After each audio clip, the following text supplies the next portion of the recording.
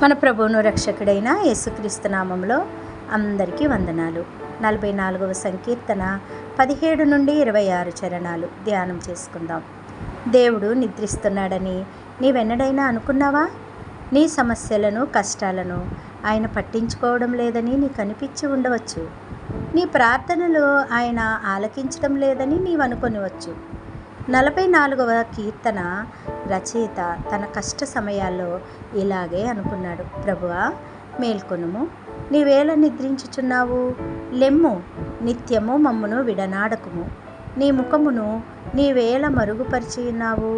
మా బాధను, మాకు కలుగు హింసను నీవేళ మరిచియున్నావు? మా సహాయమునకు లెమ్ము అని వ్రాయబడి ఉంది.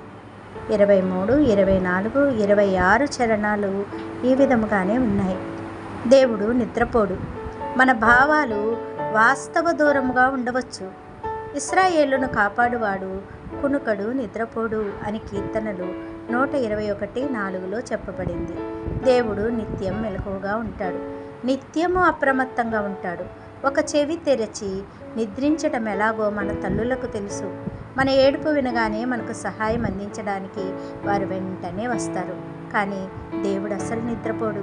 కనుక ఆయన 2 చెవులు తెరిచే ఉంటాయి. యెహోవా కనుదృష్టి నీతిమంతుల మీద ఉన్నది, ఆయన చెవులు వారి మొరలకు ఒగ్గియున్నవి. కీర్తనలు 34:15. దేవుడు మెలకువగా ఉంటాడు. మన అక్కరల పట్ల ఆయన శ్రద్ధ కలిగి ఉన్నాడు. మరెందుకు ఆయన మన విషయంలో ఏదో ఒకటి చేయడు? మనకెల్లప్పుడూ శ్రేష్టమైన దాన్ని చేయడానికి, ఆయన తన చిత్తాన్ని తన కాలంలో జరిగించటానికి, తనకు మహిమ తెచ్చుకోవడానికి వేచి ఉంటాడు. దేవుని ఆలస్యం ఆయన నిరాకరణ కాదు. ఎందుకంటే ఆయన కాలం పరిపూర్ణంగా ఉంటుంది. మనం వేచి ఉండాలి. ఆయనను విశ్వసించాలే కానీ ఆయనపై సణుగుకోకూడదు. సణుగుకోవడం సులువే, కానీ ప్రభువు ఎదుట మనం మౌనంగా వేచి ఉండాలి. ఆయనను స్తుతించు. ఎందుకంటే ఒకరోజు నీవు ఎందుకు వేచి ఉండాల్సి వచ్చిందో నీకు అర్థమయ్యే రోజు ఒకరోజు వస్తుంది. దేవుడు నీ అక్కరలను ఎల్లప్పుడూ మదిలో ఉంచుకొని నీకు శ్రేష్టమైన దానిని ఇవ్వడానికి తన కార్యం జరిగిస్తాడు. సిద్ధపాటు కొరకు ఆయన ఆలస్యం చేస్తాడు. ఆయన నీ మొర్రకు జవాబివ్వగలడని ఆయన కొరకు కనిపెడుతున్నావా? ఆయన యందు విశ్వాసం ఉంచి ఓపికగా వేచియుండు. ఆయన నీకు జవాబిస్తాడు. ప్రార్థన చేసుకుందాం. మహాపరిశుద్ధుడా, మిక్కిలి ప్రేమ కలిగిన మా పరలోకపు రాజా, మీ ఘనమైన నామమునకు వందనాలు, స్తోత్రాలు.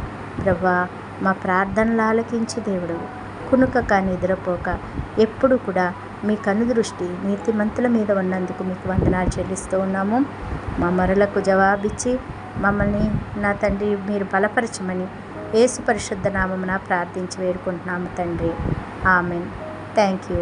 God bless you.